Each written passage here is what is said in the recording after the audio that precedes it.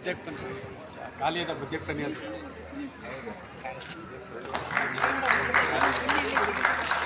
ನೋಡಿ, ಈ ಕಡೆ ನೋಡಿ, ಸರಿ ಕಡೆ ಈ ಕಡೆ ಬ್ಯಾಗ್ ಕತ್ತೆ ಕತ್ತಿ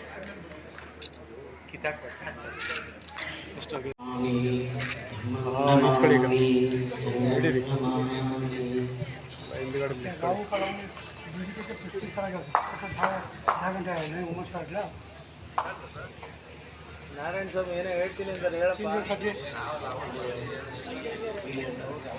ಅರಹತೋ ಸಮ್ಮಾ ಸಂಬುದ್ಧಸ್ಸ ನಮೋ ತಸ್ಸ ಭಗವತೋ ಅರಹತೋ ಸಮ್ಮಾ ಸಂಬುದ್ಧಸ್ಸ ಇತಿ ಪಿಸೋ ಭಗವಾ ಅರಹಂ ಸಮ್ಮಾ ಸಂಬುದ್ಧೋ ವಿಚಾಚರಣ ಸಂಪನ್ನೋ ಸುಗತೋ ಲೋಕವಿದೋ ಅನುತ್ತರೋ ಪುರಿಸ ಧಮ್ಮ ಸಾರಥಿ ಸತ್ತ ದೇವ ಮನುಸಾನಂ ಬುದ್ಧೋ ಭುವಿ ನೀ ಧನ್ಯಳಾದೆ ಸಮ್ಮ ಸಂಬುದ್ಧನ ಹಡೆದು ಹೇ ಧರೆ.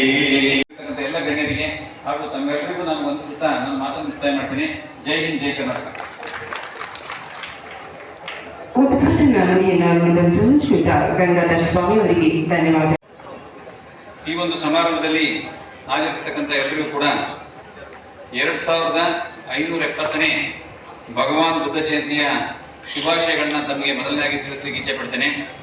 ಅದೇ ರೀತಿ ಈ ಒಂದು ಕಾರ್ಯಕ್ರಮದಲ್ಲಿ ಮಾತನಾಡೋದಕ್ಕಿಂತ ಮುಂಚೆ ಡಾಕ್ಟರ್ ಬಾಬಾ ಸಾಹೇಬ್ ಅಂಬೇಡ್ಕರ್ ಅವರನ್ನ ನೆನೆಯುತ್ತಾ ಈ ಒಂದು ಕಾರ್ಯಕ್ರಮದ ವೇದಿಕೆಯಲ್ಲಿ ಉಪಸ್ಥಿತರಿರ್ತಕ್ಕಂತಹ ಶ್ರೀಮತಿ ವಿಜಯಲಕ್ಷ್ಮಿ ರಘುನಂದನ್ ಅವರೇ ಹಾಗೂ ಮೂಡ ಅಧ್ಯಕ್ಷರಾದಂಥ ಹಾಗೂ ಸ್ನೇಹಿತರಾದಂಥ ಪ್ರಕಾಶ್ ಅವರೇ ಹಾಗೂ ಇತರೆ ಜನಪ್ರತಿನಿಧಿಗಳೇ, ನಗರಸಭೆಯ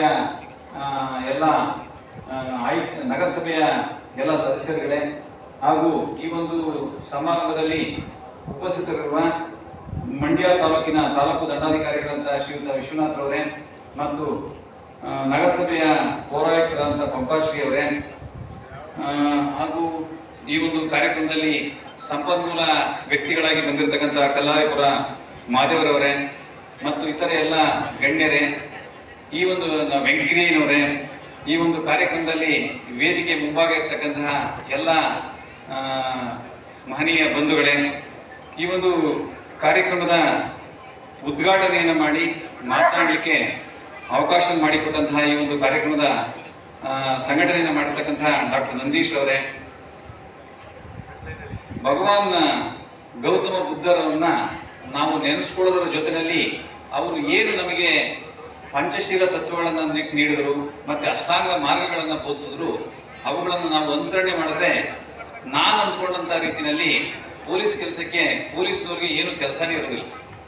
ಏನು ಪಂಚಶೀಲ ತತ್ವಗಳು ಏನ್ ಹೇಳ್ತವೆ ಅಂತ ಹೇಳಿದ್ರೆ, ಯಾರನ್ನು ನಾನು ಪ್ರಾಣಹತ್ಯೆ ಮಾಡೋದಿಲ್ಲ ಅಂತಕ್ಕಂಥದ್ದು, ಮತ್ತೆ ಕಳ್ಳತನ ಮಾಡೋದಿಲ್ಲ ಅಂತಕ್ಕಂಥದ್ದು, ವ್ಯಭಿಚಾರವನ್ನ ಮಾಡೋದಿಲ್ಲ ಅಂತಕ್ಕಂಥದ್ದು, ಮತ್ತು ಸುಳ್ಳನ್ನ ಹೇಳುವುದಿಲ್ಲ, ಮದ್ಯ ಮತ್ತು ಮಾದಕ ಪದಾರ್ಥಗಳನ್ನ ಸೇವನೆ ಮಾಡೋದಿಲ್ಲ.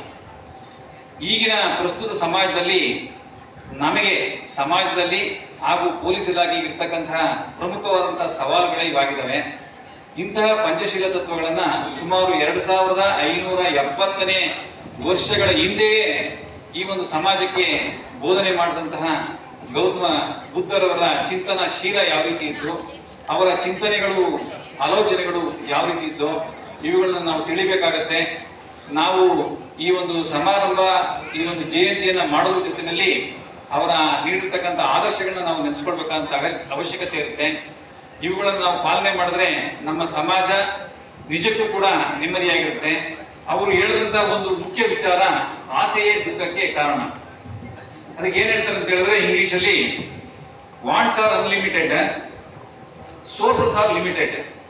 ಆಗ ಅಪರಾಧ ಅಂತಕ್ಕಂಥ ಕೆಲಸ ಅಂದ್ರೆ ಕ್ರೈಮ್ ಅಂತಕ್ಕಂಥದ್ದು ಆಟೋಮೆಟಿಕ್ ಆಗಿ ಬರ್ಲಿಕ್ಕೆ ಅವಕಾಶ ಆಗುತ್ತೆ.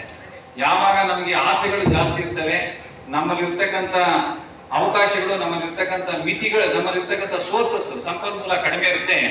ಆ ಸಂದರ್ಭದಲ್ಲಿ ಅಪರಾಧ ತಾನೇ ತಾನಾಗಿ ಪ್ರಾರಂಭ ಆಗಿಬಿಡುತ್ತೆ. ಇಂತಹ ಒಂದು ಮಹಾನ್ ಧ್ಯೇಯವಾಕ್ಯವನ್ನ ನೀಡಿದಂತಹ ಭಗವಾನ್ ಬುದ್ಧರ ಇವತ್ತು ಸಂಸ್ಮರಣೆ ಮಾಡ್ತಕ್ಕಂಥ ಒಂದು ಕೆಲಸ ನಡೀತಾ ಇದೆ. ಈ ಒಂದು ಕಾರ್ಯಕ್ರಮ ಯಶಸ್ವಿಯಾಗಲಿ. ಈ ಕಾರ್ಯಕ್ರಮದಲ್ಲಿ ನನಗನ್ಸುತ್ತೆ ಕಲ್ಲಾರೆಪುರ ಮಾದೇವರವರು ಬಹಳ ವಿವರವಾಗಿ ತಮ್ಗೆಲ್ಲದನ್ನು ಕೂಡ ತಿಳಿಸ್ಕೊಡ್ತಾರೆ. ಈ ಒಂದು ಕಾರ್ಯಕ್ರಮ ಯಶಸ್ವಿಯಾಗಲಿ ಅಂತೇಳಿ ನಾನು